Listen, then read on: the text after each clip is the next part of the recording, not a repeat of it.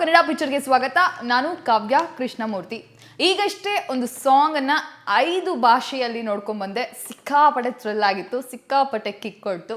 ನೀವೆಲ್ಲರೂ ಕೂಡ ನೋಡಿರ್ತೀರಿ ಅಂತ ಅನ್ಕೋತೀನಿ. ಎಸ್, ನಾನು ಮಾತನಾಡ್ತಾ ಇರೋದು KD ಸಿನಿಮಾದ ಶಿವ ಶಿವ ಸಾಂಗ್. ಅದನ್ನು ಆಡು ಭಾಷೆಯಲ್ಲಿ ಸಾಂಗಲ್ಲಿ ಬಳಸಿರುವ ಹಾಗೆ ಶಿವ ಶಿವ ಅಂತಂದರೆ KD ಶಿವ ಶಿವ ಸಾಂಗ್ನ ನಾನು ಈಗಷ್ಟೇ 5 ಭಾಷೆಯಲ್ಲಿ ನೋಡ್ಕೊಂಡ್ಬಂದೆ. ಪ್ರತಿ ಭಾಷೆಯಲ್ಲೂ ನೋಡಿದಾಗಲೂ ಅದೇ ಡಿಫ್ರೆಂಟ್ ಫೀಲ್. ಅಂದರೆ ಭಾಷೆಯಿಂದ ಭಾಷೆಗೆ ಅಲ್ಲಿರುವಂಥ ಲಿರಿಕ್ಸ್ ಇರ್ಬೋದು ಅಥವಾ ಸ್ಟೈಲ್ಸ್ ಇರ್ಬೋದು, ಪ್ರತಿಯೊಂದು ಕೂಡ ಚೇಂಜ್ ಆಗಿದೆ. ಆ್ಯಂಡ್ ವಾಯ್ಸ್ ಇರ್ಬೋದು, ಸಿಂಗರ್ಸ್ ಕೂಡ ಚೇಂಜ್ ಆಗಿದ್ದಾರೆ. ಸೊ ಒಂದು ರೀತಿಲಿ ಪ್ರತಿ ಭಾಷೆಯಲ್ಲೂ ಕೇಳಿದಾಗಲೂ ಅದೇ ಹೊಸ ಫೀಲನ್ನು ಕೊಡ್ತಿರುವಂಥ ಸಾಂಗ್ KD ಸಾಂಗ್. ಸದ್ಯಕ್ಕೆ ಸಿಕ್ಕಾಪಟ್ಟೆ ವೈರಲ್ ಆಗ್ತಿದೆ ಆ್ಯಂಡ್ ಯೂಟ್ಯೂಬ್ನಲ್ಲಿ ಟ್ರೆಂಡಿಂಗ್ನಲ್ಲಿದೆ. ಸೊ ಎಲ್ಲರೂ ಕೂಡ ಕೊಂಡಾಡ್ತಾ ಇದ್ದಾರೆ ಇಂಥ ಒಂದು ಸಾಂಗ್, ಅದು ಕೂಡ ಪ್ರೇಮ್ ಅವರ ಬತ್ತಳಿಕೆಯಿಂದ ಅಂತ ಹೇಳಿಬಿಟ್ಟು. ಸೊ ಎಲ್ಲರೂ ಕೂಡ ಮಾತನಾಡ್ತಾ ಇದ್ದಾರೆ. ನಾನಿವತ್ತು ಈ ಸಾಂಗನ್ನು 5 ಭಾಷೆಯಲ್ಲಿ ಡಿಕೋಡ್ ಮಾಡೋಣ ಅಂತ ಹೇಳಿ ನಿಮ್ಮ ಮುಂದೆ ಕೂತಿದ್ದೀನಿ. ಎಸ್, ನೋಡ್ತಾ ಹೋಗೋಣ. ಮೊದಲಿಗೆ ಅರ್ಜುನ್ ಜನ್ಯ ಮತ್ತು ಪ್ರೇಮ್ ಅವರು, ಅಂದರೆ ಜೋಗಿ ಪ್ರೇಮ್, ಅರ್ಜುನ್ ಜನ್ಯ ಈ ಹಿಂದೆ 2 ಸಿನಿಮಾಗಳಿಗೆ ಈ ಕಾಂಬೋ ಒಂದಾಗಿತ್ತು. ಈಗ ಮತ್ತೆ ಹ್ಯಾಟ್ರಿಕ್ ಹೊಡೆಯೋದಕ್ಕೆ ಅಂತ ಹೇಳಿ KD ಸಿನಿಮಾದಲ್ಲಿ ಒಂದಾಗಿದ್ದಾರೆ. ಈಗಾಗಲೇ ಒಂದು ಸಾಂಗ್ ಸಿನಿಮಾದ ಮೇಲಿರುವಂಥ ಎಕ್ಸ್ಪೆಕ್ಟೇಷನನ್ನು ದುಪ್ಪಟ್ಟು ಮಾಡಿಸಿದೆ, ಟ್ರಿಪಲ್ ಆಗಿ ಮಾಡಿಸಿದೆ ಅಂತ ಹೇಳಿದ್ರೆ ನಿಜವಾಗ್ಲೂ ತಪ್ಪಾಗೋದಿಲ್ಲ.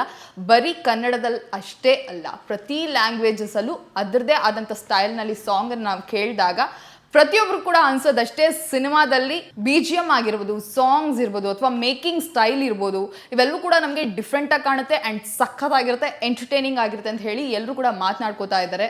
ಈಗಾಗಲೇ ನಮ್ಮೆಲ್ಲರಿಗೂ ಗೊತ್ತಿರೋ ಹಾಗೆ KD ಸಿನಿಮಾದ ಮೇಲೆ ದೊಡ್ಡ ನಿರೀಕ್ಷೆ ಅಂತೂ ಇದೆ. ಕಾರಣ ಸಾಕಷ್ಟಿದೆ. ಒಂದು KVN ಆಗಿರ್ಬೋದು, ಪ್ರೇಮ್ ನಿರ್ದೇಶನ ಅಂತಂದಾಗ ಆಬ್ವಿಯಸ್ಲಿ ನಮ್ಮೆಲ್ಲರಿಗೂ ಏನೋ ಒಂದು ಹೊಸತನ ತರ್ತಾರೆ ಅನ್ನುವಂಥದ್ದು, ಎಮೋಷ್ನಲ್ ಕ್ಯಾರಿ ಮಾಡ್ತಾರೆ ಅನ್ನುವಂಥದ್ದು, ಈ ಥರ ಸಾಕಷ್ಟು ವಿಚಾರಗಳಿಗೆ KD ಸಿನಿಮಾ ಸಿಕ್ಕಾಪಟ್ಟೆ ನಿರೀಕ್ಷೆಯನ್ನು ಉಂಟು ಮಾಡಿದೆ, ಅದು ಕೂಡ ಪ್ಯಾನ್ ಇಂಡಿಯಾ ಲೆವೆಲ್ನಲ್ಲಿ. ಸೊ ಪ್ರತಿಯೊಬ್ಬರು ಕೂಡ ಕಾಯ್ತಾ ಇದ್ದೀವಿ. ಹಾಗೆ ಇನ್ನು ಸಾಂಗ್ ಅಂತ ಬಂದರೆ ನಿಮ್ಮೆಲ್ಲರಿಗೂ ಗೊತ್ತಿರೋ ಹಾಗೆ ಆಡಿಯನ್ಸ್ ಪಲ್ಸನ್ನು ಕ್ಲೀನಾಗಿ ಕರೆಕ್ಟಾಗಿ ಅರ್ಥ ಮಾಡಿಕೊಂಡು ಸಾಂಗ್ಸ್ ಕೊಡುವಂಥ ವ್ಯಕ್ತಿ ನಿಮ್ಮ ಪ್ರೇಮ್ಸ್ ಅವರು. ಸೊ ಅದೇ ಇಲ್ಲೂ ಕೂಡ ಅಂದರೆ ಕ್ಯಾರಿ ಆಗಿದೆ. ಪ್ರತಿ ಸಿನಿಮಾದಲ್ಲಿ ನಾವು ಹೇಗೆ ಅವ್ರನ್ನ ಅವ್ರನ್ನ ಸಾಂಗ್ಗಳಿಂದ ಎಕ್ಸ್ಪೆಕ್ಟ್ ಮಾಡ್ತೀವಿ, ಸೊ ಅದೇ ಫೀಲನ್ನು ಮತ್ತೆ KDಯಲ್ಲಿ ಕೊಟ್ಟಿದ್ದಾರೆ, ಅದು ಕೂಡ ಡಿಫ್ರೆಂಟಾಗಿ. ಅಂದರೆ ಅರ್ಜುನ್ ಜನ್ಯ ಅವ್ರಿಗೆ ಇದು ಮೊದಲನೇ ಬಾರಿ ಈ ರೀತಿಯಾದ ಎಕ್ಸ್ಪೀರಿಮೆಂಟ್ ಅಂತ ಕಾಣುತ್ತೆ. ಸಿಕ್ಕಾಪಟ್ಟೆ ಸಖತ್ತಾಗಿ ಈ ಕಾಂಬೋ ವರ್ಕ್ ಆಗಿದೆ. ಆ್ಯಂಡ್ ಹಾಗೆ ಅರ್ಜುನ್ ಜನ್ಯ ಅವರೇ ಸ್ಟೇಜ್ ಮೇಲೆ ಹೇಳ್ದಂಗೆ ಪ್ರೇಮ್ ಅವ್ರ ಜೊತೆ ವರ್ಕ್ ಮಾಡೋದು ಬೇರೆ ರೀತಿಯಾದಂಥ ಎಕ್ಸ್ಪೀರಿಯನ್ಸ್. ಯಾಕಂದರೆ ಅವರ ವೇವ್ ಲೆಂತ್ ಹಾಗೆ ಆಡಿಯನ್ಸ್ ಪಲ್ಸ್ ಗೊತ್ತಿರುವಂಥ ವ್ಯಕ್ತಿ. ಹಾಗಾಗಿ ಒಂದು ರೀತಿಲಿ ವರ್ಕ್ ಮಾಡೋದು ಬೇರೆ ರೀತಿಯಾಗಿರುತ್ತೆ ಅಂತ ಇವತ್ತಷ್ಟೇ ಸಾಂಗ್ ಲಾಂಚ್ ಇವೆಂಟ್ನಲ್ಲಿ ಹೇಳ್ತಾ ಇದ್ರು. ಆ್ಯಂಡ್ ಸಾಂಗ್ಸ್ ಪಲ್ಸ್ ಗೊತ್ತಿರುವಂಥ ವ್ಯಕ್ತಿ ಅನ್ನುವಂಥದ್ದು. ಸೊ ಇವರಿಬ್ಬರ ಈ ಕಾಂಬೋಗೆ ನಾವೆಲ್ಲರೂ ಕೂಡ ವೇಟ್ ಮಾಡ್ತಾ ಇದ್ದೀವಿ. ಸಿನಿಮಾದಲ್ಲಿ ಇನ್ನೂ ಉಳಿದಂತೆ 4ರಿಂದ 5 ಸಾಂಗ್ಸ್ ಇದೆ. ಸೊ ಪ್ರತಿ ಸಾಂಗ್ಸ್ ಕೂಡ ವಿಭಿನ್ನವಾಗಿರುತ್ತೆ, ಒಂದಕ್ಕಿಂತ ಒಂದು. ಆ್ಯಂಡ್ ಇದು ಜಸ್ಟ್ ಸ್ಯಾಂಪಲ್ ಅಷ್ಟೇ, ಇನ್ನು ವಿಡಿಯೋ ಸಾಂಗ್ ಬಿಟ್ಟಿಲ್ಲ. ಇದೆಲ್ಲ ನೋಡಿದಾಗ ಆಬ್ವಿಯಸ್ಲಿ ನಿರೀಕ್ಷೆ ಹೆಚ್ಚಾಗದಂತೂ ಸುಳ್ಳಲ್ಲ. ನಮ್ಮೆಲ್ಲರೂ ಕೂಡ ಆ ಒಂದು ಕ್ಯೂರಿಯಾಸಿಟಿ ಸಿಕ್ಕಾಪಟ್ಟೆ ಬಿಲ್ಡ್ ಆಗಿದೆ ಈಗಾಗಲೇ. ಆ್ಯಂಡ್ ನಾನು ಸ್ಕ್ರೀನ್ ಮೇಲೆ ಸಾಂಗನ್ನು ನೋಡಿದೆ, ಅದು ಕೂಡ ಥಿಯೇಟರ್ನಲ್ಲಿ. ಆ ಮೇಕಿಂಗ್ ಇರ್ಬೋದು, ಸೆಟ್ ಇರ್ಬೋದು.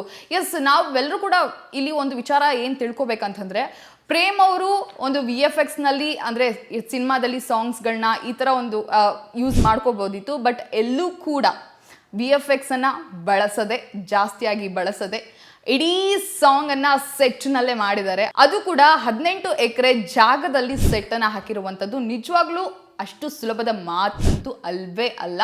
ಇನ್ನು ಇಷ್ಟು ಒಂದು ದೊಡ್ಡ ಸೆಟ್ಟಿಗೆ ಎಷ್ಟು ಬಡ್ಜೆಟ್ ಆಗುತ್ತೆ ಅನ್ನುವಂಥದ್ದು ಕೂಡ ನಾವೆಲ್ಲರೂ ಯೋಚನೆ ಮಾಡಬೇಕು. ಅದಕ್ಕೂ ಕೂಡ ಉತ್ತರ ಕೊಟ್ಟ ಅರ್ಜುನ್ ಜನ್ಯ ಅವರೇ.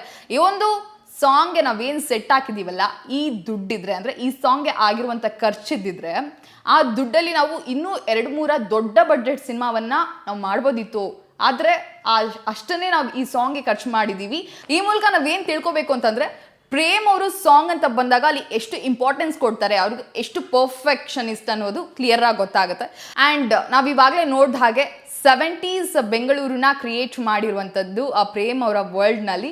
ಏನು ಈ ಸಾಂಗ್ ನೋಡಿದವ್ರು ಎಲ್ರಿಗೂ ಕೂಡ ಗೊತ್ತು. ಅಂದರೆ ಸಿನಿಮಾ ಬಗ್ಗೆ ಆಬ್ವಿಯಸ್ಲಿ ಇದು 70s ಬೆಂಗಳೂರನ್ನ ಕ್ರಿಯೇಟ್ ಮಾಡಿರುವಂಥದ್ದು ಸಿನಿಮಾದಲ್ಲಿ ತೋರ್ಸೋಕೆ ಹೊರಟಿದ್ದಾರೆ. ಹಾಗಿದ್ರೂ ಕೂಡ ಫೋಕಲ್ ಇರ್ಬೋದು, ಕ್ಲಾಸಿಕಲ್ ಇರ್ಬೋದು ಅಥವಾ ಬೀಟ್ಸಲ್ಲಿ ಇರ್ಬೋದು, ಎಲ್ಲೂ ಕೂಡ ಕಾಂಪ್ರಮೈಸ್ ಆಗದೆ ಆ ಕಾಲದಲ್ಲಿ ಹೇಗಿರ್ತಿತ್ತು ಆ್ಯಂಡ್ ಅದನ್ನು ಈ ಕಾಲಕ್ಕೆ ಯಾವ ರೀತಿ ಮ್ಯಾಚ್ ಮಾಡಬೇಕು ಅನ್ನೋದನ್ನು ಕ್ಲಿಯರಾಗಿ ಮ್ಯಾಚ್ ಮಾಡಿ ಅರ್ಜುನ್ ಜನ್ಯ ಹಾಗೂ ಪ್ರೇಮ್ ಅವರು ಈ ಒಂದು ಸಾಂಗ್ನ ಸಿಕ್ಕಾಪಟ್ಟೆ ಸಖತ್ತಾಗಿ ಮಾಡಿದ್ರ ಅಂತ ಹೇಳ್ಬೋದು.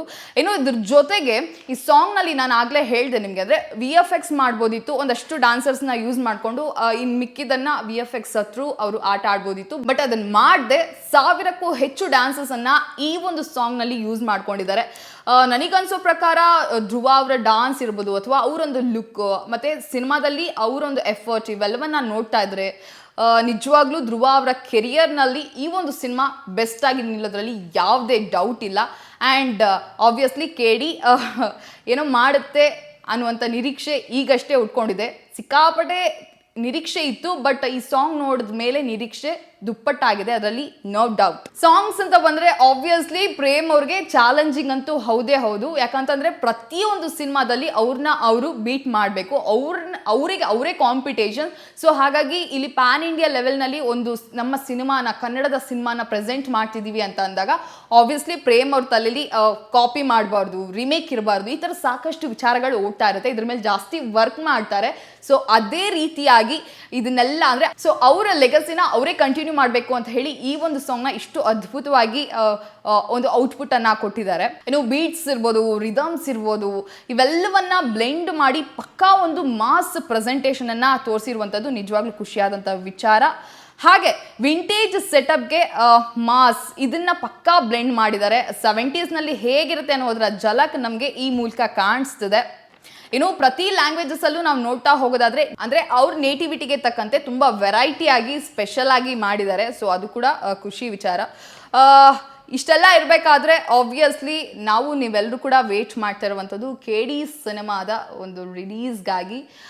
ಎಲ್ಲ ಕಡೆ ಸೌಂಡ್ ಮಾಡ್ತಾ ಇದೆ, ಪ್ರತಿ ಲ್ಯಾಂಗ್ವೇಜ್ನಲ್ಲೂ ಒಂದು ಸಿಕ್ಕಾಪಡೆ ಟ್ರೆಂಡ್ ಬೆಂಚ್ ಮಾರ್ಕ್. ಆಬ್ವಿಯಸ್ಲಿ ಜೋಗಿ ಪ್ರೇಮ್ ಅಂತಂದರೆ ಬೆಂಚ್ ಮಾರ್ಕ್ ಅನ್ನೋದನ್ನು ಕೂಡ ಹೇಳ್ತಾ ಇದ್ರು. ಈ ಸಿನಿಮಾ ಬರೀ ನಮ್ಗಷ್ಟೇ ಅಲ್ಲ, ತಂಡದವ್ರಿಗಷ್ಟೇ ಅಲ್ಲ, ಕನ್ನಡಕ್ಕೆ ಒಂದು ಬೆಂಚ್ ಮಾರ್ಕ್ ಆಗುತ್ತೆ ಅನ್ನುವಂಥ ನಿರೀಕ್ಷೆ ಪ್ರತಿಯೊಬ್ಬರಲ್ಲೂ ಇದೆ. ನೀವು ಯಾರೂ ಇನ್ನೂ ಸಾಂಗ್ ನೋಡಿಲ್ಲ ಅನ್ನೋದಾದರೆ ದಯವಿಟ್ಟು ಈಗಲೇ ಹೋಗಿ KD ಸಾಂಗ್ನ 5 ಭಾಷೆಯಲ್ಲೂ ನೋಡಿ. ನಿಮಗೆ ಕಿಕ್ ಕೊಡೋದಂತೂ ನಿಜವಾಗ್ಲೂ ಸುಳ್ಳಲ್ಲ. ನೀವು ಕೇಳಿ ತದನಂತರ ಕಮೆಂಟ್ಸ್ ಮಾಡಿ ಅಂತ ಹೇಳ್ತಾ ಇನ್ನಷ್ಟು ಹೆಚ್ಚಿನ ಅಪ್ಡೇಟ್ಸ್ಗಾಗಿ ನೋಡ್ತಾ ಇರಿ ಕನ್ನಡ ಪಿಕ್ಚರ್.